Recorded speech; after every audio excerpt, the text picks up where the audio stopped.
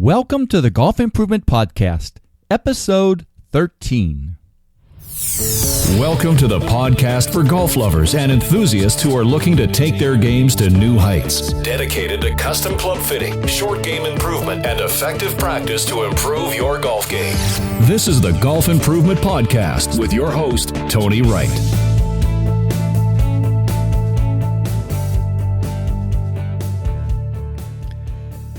Hello, this is Tony Wright from Game Improvement Golf in Oak Ridge, Tennessee, with the Golf Improvement Podcast, dedicated to bringing you useful information on custom club fitting, short game improvement, and effective practice techniques to take your game to new heights. It has been a really fun past few weeks. A new grandson, Elliot Gavin Pierce, was born on October 8th. This past weekend went to a wedding in Pittsburgh for my nephew and his beautiful wife, and we had a lot of fun. Roughly 2 weeks ago, though, I was at the 9th Annual Association of Golf Club Fitting Professionals Roundtable. This is the 8th one of these I attended.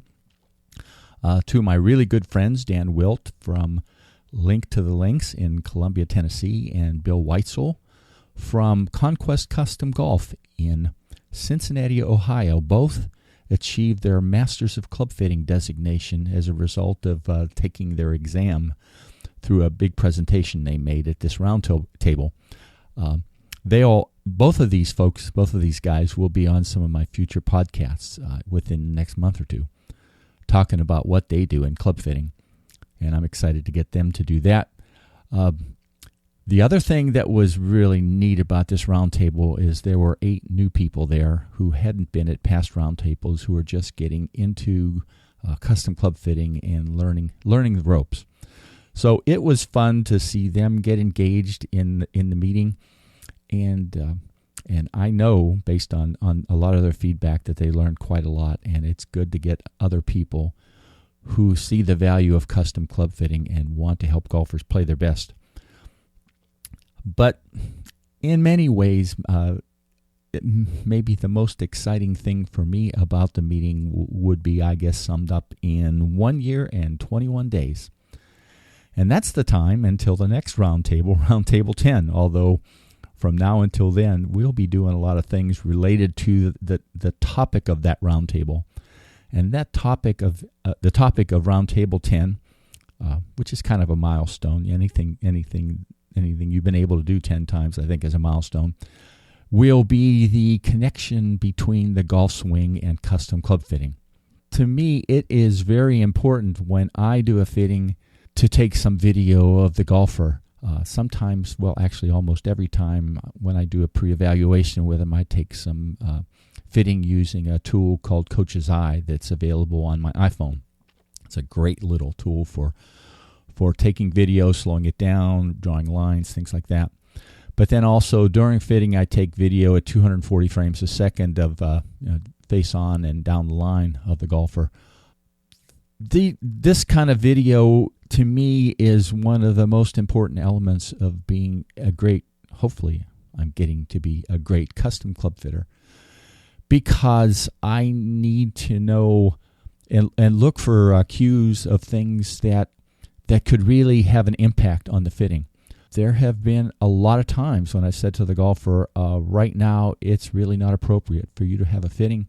You really need to take some lessons to resolve some of the things we found out from the video. But there are also, and you'll hear some of this in the podcast with Dave Tutleman, he talked about that himself, sometimes when you can help the golfer accomplish some very simple things that can have big impacts on how they swing the golf club and how their golf clubs perform for them. So connecting and understanding more and more about the golf swing and how it relates to fitting, to me, is a huge thing in terms of at least my education to become a great custom club fitter. We talk about this almost every week, once or twice, maybe more, during our online forum discussions on the AGCP forum. And it's going to be exciting to pay a lot of attention to this at the 10th roundtable. So again, 1 year and 21 days. I'm really excited about this next one. And with that, I hope you enjoy this interview with Dave Tutleman.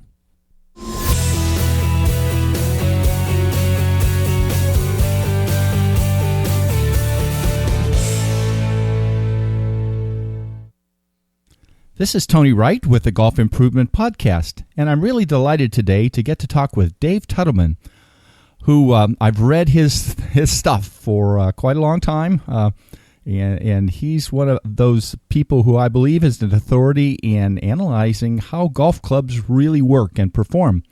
So, Dave, thanks for doing this with me today, and welcome. My pleasure. Thank you, Tony. Well, Dave, let's start out. I know when you get interested in things, you kind of get interested in them in the big way. I read a little bit on your site. So why don't you talk a little bit about your story in terms of getting into the world of how golf clubs work and perform? Okay, fine. When I get into things in a technical way, particularly. You got to understand, I'm an engineer. And it's not just what I do, it's who I am. People who really are engineers tend to look at the world I see that now, how does it work or why does it do that kind of way? And certainly that happened to me with golf once I was an engineer. Now, I guess I didn't have enough engineering background at age 12 when my dad started teaching me to feel that way about golf. So I listened to Dad, did what he taught me, and enjoyed golf. Dad was a wonderful teacher, but he wasn't a very good golfer. He was a school teacher. Yeah. And so by the time I was in my mid-teens, I had the same big old slice that he had, swung exactly the way he had, but I had a real good time at it. Managed to play with a really good golfer when I was age 20, played about half a round with him and saw things that he was doing totally differently from what I was taught. And that gave me the idea that there were better ways to swing a golf club than the way I was taught. So I've been unlearning bad habits ever since then. Yeah. Anyway, I kind of stopped golf when I got out of college to get started in my career. And then marriage happened, so I stayed doing almost no golf. And then kids happened, and kids take a lot of time, and golf takes a lot of time. And so I spent time with the kids, so still very little golf played. And finally, in 1986, at age 45, I started playing golf again. And by that time, I had teenage kids and wanted them to enjoy it as much as I did. And one of my other hobbies was going to Saturday morning yard sales. Okay. So the easy way to deal with the clubs for the kids was to pick up likely looking sets of clubs at yard sales. Of course, you get a set of clubs at yard sales and you know that they aren't proper for kids. Yeah. And the most obvious thing is you got hard, crumbly, or slippery grips, and they're probably too big for young teenagers, and probably too much loft on the driver, though I wasn't quite sure of that yet. Yeah. So I started looking for, well, how do I re-grip this club? How do I make it shorter? And in that search, I discovered that there were a few companies out there that were actually selling components, enough components so you could start making your own clubs. What a revelation that was. I got in touch with Golfsmith and Dynacraft and Golfworks, which were the three big ones at that time. Yeah. And a little later, Harico, and just had a wonderful time rebuilding clubs for my kids. Now, at that time, woods were made of wood. So you could actually change the loft on a driver if you had a big enough rasp and a file. And If you were going to change it enough, you didn't have to be afraid to change the plastic face insert. So I did all those carpentry type golf repairs, but I also learned how to reshaft. I learned how to regrip, and that, now I was all set so that I could build clubs. And there were books around telling you how to build clubs, and even some elementary measuring stuff, like how do you measure the length, how do you measure the swing weight. There was nothing that I found anyway on what you want to do.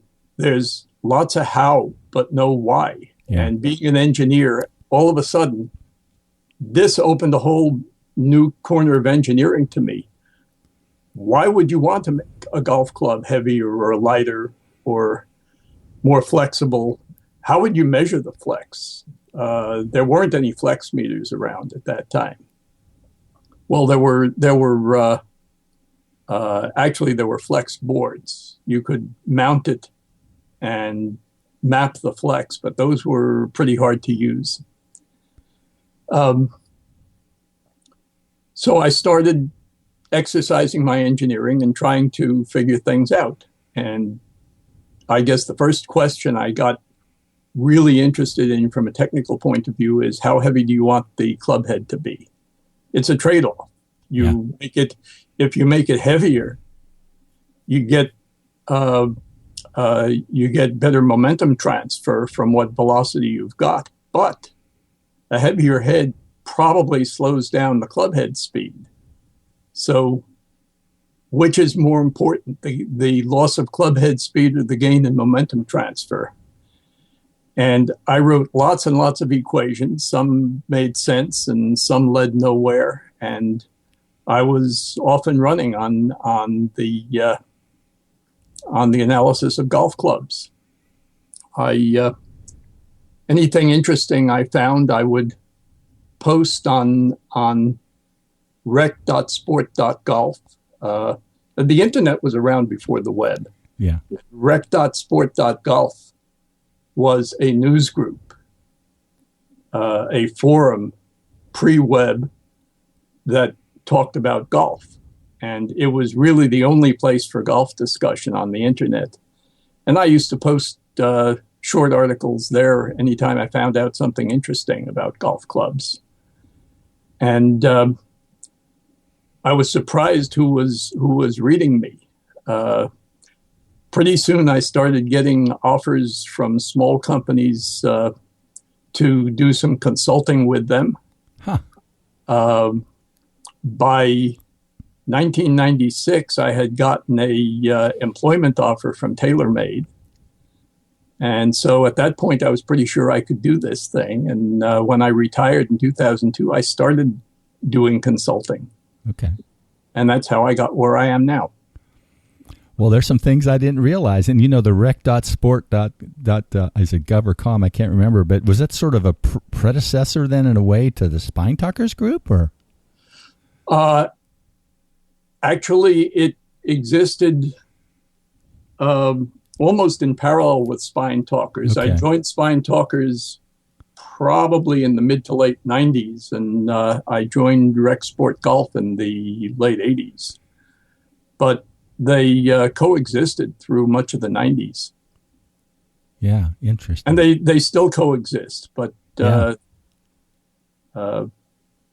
anyway, that's how I got here. Yeah.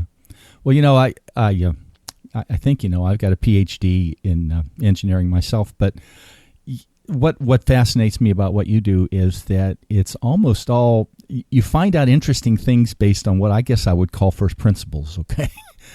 It's not like, I don't see much of, although some of your analysis, I'm sure there's probably some computer calculations, but a lot of it is force equals mass times acceleration and, a whole range of things like that. And it's interesting what you can find out by what I would call, well, they're simple, but knowing what to do is more important. Yeah. I'm pretty amazed how much you can learn just from the basic first principles.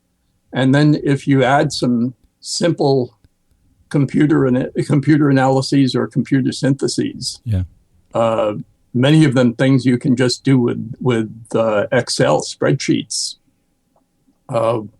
You can go a long way to understanding what the golf club and what the swing are doing. Yeah. Well, your site is loaded with things for people to read. We don't have all day to talk about that. It's too bad. But from all of these kinds of analyses that you've done, what are some of the top 2 or 3 areas that you think are most important for people to understand based on your different analyses for helping golfers to play better? Well, actually, that comes in a couple of different flavors. Okay. A lot of what I write is not for the end user, for the golfer. It's for the custom club fitter or for the club manufacturer. And I think maybe the biggest contribution that I made, particularly early on, was get a bunch of custom club fitters started in the right direction. Yeah. I was really surprised over the years how many club fitters that I had met started out with the club design notes that I wrote back when I was on Rec Sport Golf. For instance, I remember running into a guy on a round of golf who was talking about, I had these golf clubs custom made for me about half a year ago, and I love them. They're wonderful. And I asked him about it and where he got them and who made them for him. And he said, well, it was a friend of mine who is now starting a side business in club fitting. And he learned from these notes that he found on the internet. And I asked him where it turned out to be my articles. Yeah. So that's always very rewarding. But I think getting custom club fitters out there helping people may have been my biggest and certainly my earliest contribution. See, other things. Moment of inertia matching. Yeah. Perhaps that's the biggest help that I've come up with. I know Tom Wishon is pushing moment of inertia matching very heavily, and Tom is a really good evangelist for things like moment of inertia matching and club fitting in general. He has the voice and the media to get out there and get the message across. But when Tom got into moment of inertia matching, I was the first person he contacted because I had been doing it for about 5 years at that point. That initial investigation that I mentioned about, do you want the club head to be heavier or lighter, turned out to lead to some moment of inertia matching that I did with a fellow named T.J. Field, who was a PhD candidate at the time. And he's a computer professional now, but this was like 1994. And I started building moment of inertia matched clubs in 1995. And I think this may have been my biggest contribution to helping golfers play better. Over the years, I've continued to come back to moment of inertia matching and trying different things with it. And each time I learn more about it. But I think that was a big thing. Well, I just got back from the AGCP annual roundtable, and the last day they spent was teaching a lot of. There were like 8 or 9 new people, and teaching them how to build the moment of inertia. And personally, that's what I've done for the last 5 or 6 years, and had very few times when somebody didn't like the feel of that compared to the, and the type of performance they get compared to trying to swing weight match clubs. It's pretty amazing. I don't know if you've looked at my site within the last probably 3 or 4 years where I talk about how I heft match clubs.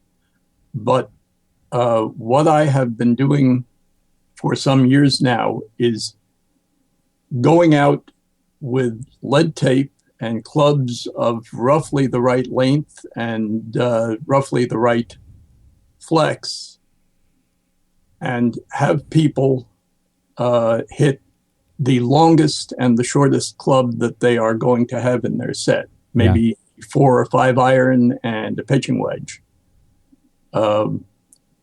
Pitching wedge might not be the shortest club in the set, but it's the shortest full swing club in the set. Yes. Yeah. And have them hit it, and I have a roll of lead tape with me, and keep adding lead tape to it until they get to hit the most consistent shots. Not necessarily the longest. Yeah.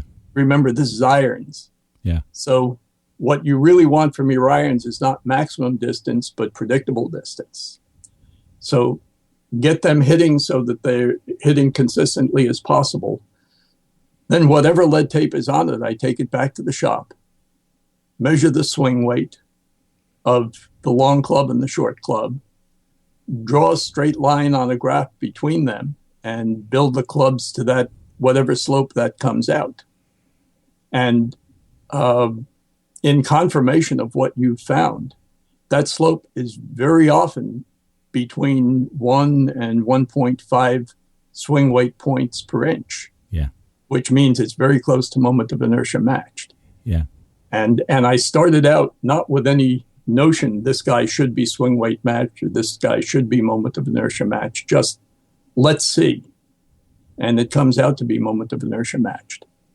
That's a neat way to test for that. I didn't catch that. I know I've read all your articles, but I guess I missed that part. But I'll go back and look at it. It's pretty amazing. You know, I found some things when I wrote this little book that I wrote, and back in the 1890s they tried the moment of inertia match. In fact, when they started building clubs, but they didn't know how to measure it. So, but hopefully more and more golfers going to keep learning about that. I know, from folks like you and Tom and other club fitters. You're an engineer, so you would appreciate that. Yeah. But when Bobby Jones was getting his clubs built with hickory shafts, so this would have been like the 1920s maybe. Yeah. His club maker was building the clubs so that over the set, they had a constant head weight times the square of the length. Sound like moment of inertia to you? Yeah, it sure does. Boy, that's amazing. Well, I know, you mentioned it a little bit, that you're applying some of what you're doing to your own game. Obviously, we talked about some of the things related to MOI, but, what other elements of the things that you've been doing in terms of analyses have you been applying to your game? And I guess your sons play, or do they still play some? Very little. Very little? Oh, well. About once a year, our Father's Day round. There you go. Well, but talk a little bit about then how you're applying, other elements of what you do to your game and to some of the folks you play with. Actually, that's a very interesting question, and I don't know whether this happens to you too, being an engineer. But I'm a much better engineer than athlete, and I'd say I'm probably the same way. Yeah. And one of the problems with engineers is they think too much. And they think too much about the details of the swing. And it's really hard for an engineer to play golf well, because most good golfers want you to empty your mind or just focus on the target, not all the details of what you're doing with the swing. And I can't get that out of my mind. So yeah. I am probably limited in how good I can get just from the fact that I think too much about it and I'm not a great athlete. But I do practice a lot, and that goes in the right direction. The right kind of practice goes in the right direction. Even so, I do find that by understanding the physics and being able to visualize what I'm doing does sometimes help. And the things that I've learned I need to visualize are lag and a light grip. Just don't hit at the ball, allow it to release. So the sequence is just so important. And I found that the way to get sequence for myself is to think of the effort from the ground up. If I can keep the effort in the hips and out of the arms and hands, then I will play well. And that comes from that lesson there comes from probably something as early as Cochran and Staub's work. Right. But all the mathematicals of the golf swing say that's really what you want to do. The hands don't want to be actively releasing, just hinging. And finding some way to do that is the best thing that a golfer can do. Talk about people I play with. One thing that I've been able to improve with people I play with, let me start out by saying I do not like to give anybody a swing thought during a round of golf. Oh, yeah, that's a good way to lose friends, right? You don't ever want to do something on the golf course that you haven't practiced. But I have found one thing that pops up fairly often on the golf course that can be fixed right there in real time. And that is if somebody is hitting a push slice, a ball that starts right and continues right. Yeah. If you understand the ball flight rules, you know that that's caused by a face that's open and probably not a terrible swing path. Right. It's a little bit into out probably, right? Yeah. Might be into out, might be just straight down the line. Yeah. If it starts right and curves right, the face is open to the path. By the way, I have an article on that on my website. It has to do with, I guess it's the 9 ball flights is the name. I was looking at that this morning before I got on Skype with you. Yeah. And at the end of that, I talk about what the different flights are caused by. And a push slice can be caused by just an open face with a really good swing otherwise. So what I do there is I ask people, address the ball the way you would normally. Now, how many knuckles do you see on your left hand? Huh. Well, why don't you try seeing one more knuckle than you already see?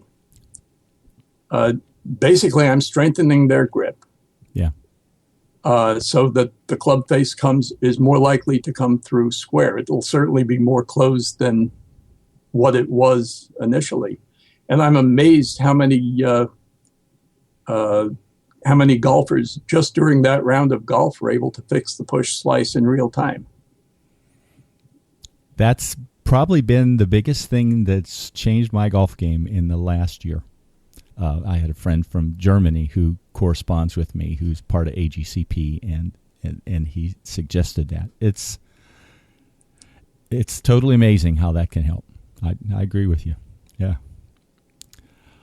Well, this has been very interesting today, and I'm going to learn a few things about going back to some other sites and things like that. The one you mentioned earlier, and also got to do a little more looking at Bobby Jones about MOI. I think that's good. But as we're kind of getting to the end, any other particular things that you want to mention for golfers in terms of things that you suggest they can do to play their best? Sure. The most important thing that my work points to is that you want properly fitted clubs. And having them fit you is way more important than the brand name or the model. I'm always amused by the guy who walks onto the first tee and says, These clubs are exactly the clubs that Tiger Woods uses. And I know what's coming after that. I know that he's not going to play it all well because he doesn't have Tiger Woods' game. Yeah. Nobody but Tiger Woods has Tiger Woods' game. And so he ought to have clubs that are fitted to him, not to Tiger Woods.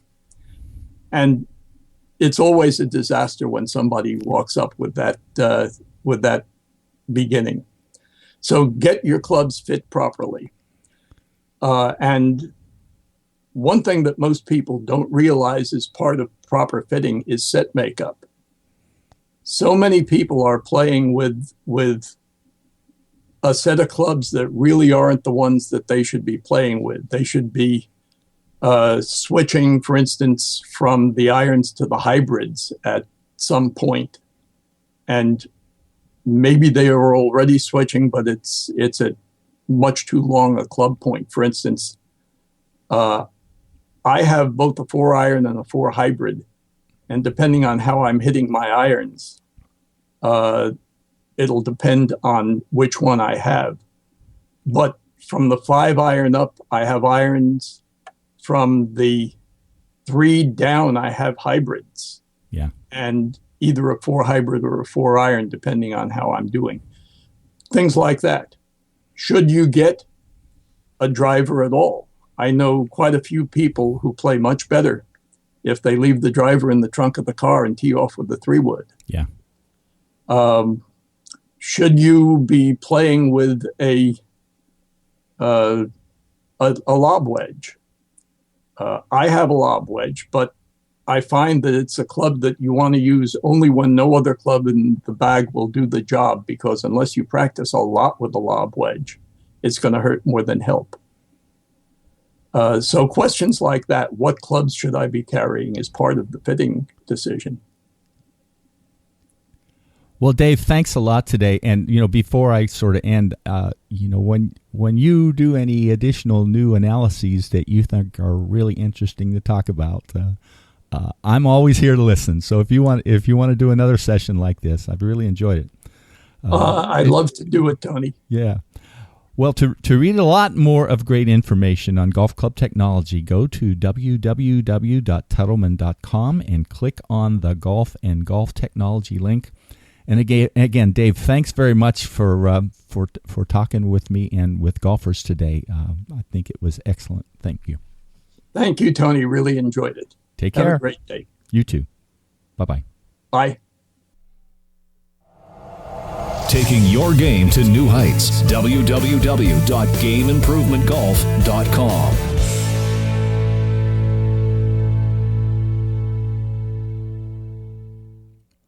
Dave, thanks again. I really enjoyed listening to you during this interview. And a reminder for all of you listening to this podcast to look in the show notes and see the link to Dave Tutleman's website and the many great and interesting articles on his website related to golf performance improvement. I wanted to mention one thing before I tell you what's going to happen in 2 weeks.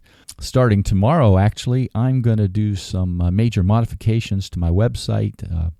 Start to put in a new what's called a WordPress theme that hopefully will make my website even easier to use for folks. If all things go well, it won't take too long to do that.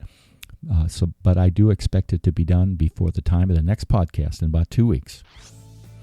In 2 weeks, you'll get the opportunity to listen to Dr. Mark Guagnoli, who's an expert in helping golfers and others to compete in high-performance situations and who is also the author of a terrific book, Practice to Learn, Play to Win. I look forward to hearing what Mark has to say to help all of us play our best golf. See you again in 2 weeks.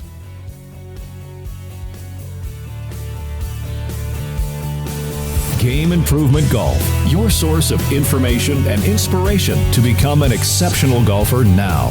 www.gameimprovementgolf.com